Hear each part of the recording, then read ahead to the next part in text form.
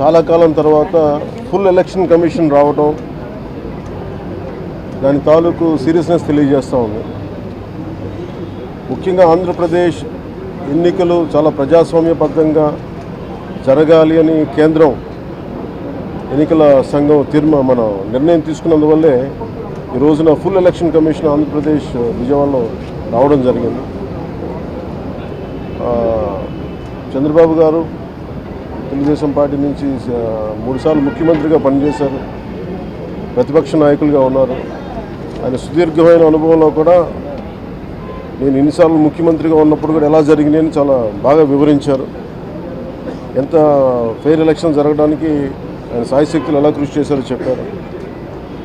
జనసేన తరపు అలాగే వైసీపీ ఏమేం చేసింది ఇప్పుడు దాకా, దొంగ ఓట్లు ఎలా రిజిస్టర్ చేశారు. చంద్రగిరి ఇందాక మీరు చెప్పినట్టు చంద్రగిరిలో దాదాపు 1,00,000 పైచిలుకు ఓట్లు దొంగ ఓట్లు నమోదు చేస్తే దాదాపు దాంట్లో 1/4 ఆల్మోస్ట్ దాన్ని యాక్సెప్ట్ చేశారు. ఇలా ప్రతి చోట ప్రతి నియోజకవర్గంలో ప్రతి బూత్లో ఏ స్థాయిలో దొంగ ఓట్లు నమోదవుతున్నాయి, ఎలా తీసేయాలి, వీటి మీద చాలా స్పష్టంగా వివరించారు.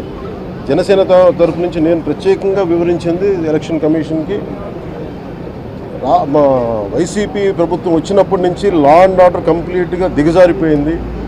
ఎవరన్నా ప్రజాస్వామ్య హాని జరుగుతుంటే గొంతెత్తితే పొలిటికల్ పార్టీస్ కానీ వ్యక్తులు కానీ ప్రైవేట్ వ్యక్తులు కానీ వాళ్ళందరి మీద కేసులు ఎలా పడుతున్నాయి, కేసులు ఎలా చేస్తున్నాయి.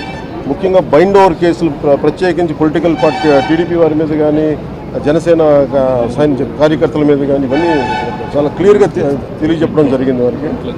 అలాగే పోలీసు అధికారులని ఇప్పుడు సడన్గా మారుస్తూ ఉన్నారు.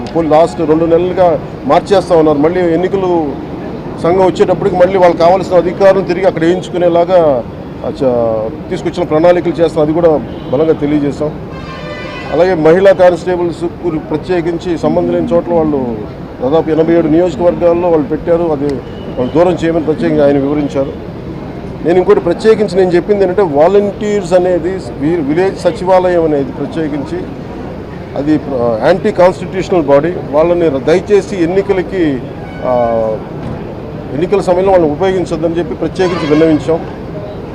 అలాగే మేము కోరుకుంది ఏంటంటే మీరు కనుక సంపూర్ణంగా దీని వైపు చూడకపోతే, దీని పారదర్శకత కన్నా దీని ఎలక్షన్లు చేయకపోతే ఇక్కడ ప్రజాస్వామ్యం కూని అయిపోద్ది, ఇక్కడ హింస ఎక్కువైపోద్ది. అలాగే గత స్థానిక ఎన్నికల్లో కూడా ఏ స్థాయిలో కనీసం ఒక దళిత యువకుడు లాంటి ఒక కనీసం నామినేషన్ వేసే పరిస్థితుల్లో కూడా లేదు, అందరినీ చేశారని చెప్పి ప్రత్యేకించి అది వివరించాం. ఖచ్చితంగా వాళ్ళు ఒకటే ఎన్నికల ప్రధానాధికారి ఒకటే చెప్పారు ఆయన CEO, మేము చాలా కట్టుబడి ఉన్నాం, ఫ్రీ అండ్ ఫెయిర్ ఎలక్షన్ జరిగేలా కట్టుబడి ఉన్నాం అని చెప్పి అంత భరోసాగా ఎప్పుడు మాట్లాడటం. ఖచ్చితంగా ఇది కేంద్రం చాలా సీరియస్గా తీసుకున్న ఆంధ్రప్రదేశ్ ఎలక్షన్స్లోనే తెలియజేస్తూ ఉంది. ఈసారి ఫ్రీ అండ్ ఫెయిర్ ఎలక్షన్స్ ఉంటాయి, ప్రభుత్వాలు మారుతాయి అనే నేను మనస్ఫూర్తిగా నమ్ముతున్నాను. అలాగే ఈ పరిస్థితుల్లో కేంద్ర ఎన్నికల సంఘం ప్రధానాధికారులందరికీ కూడా ప్రత్యేక ధన్యవాదాలు తెలియజేసుకుంటాను.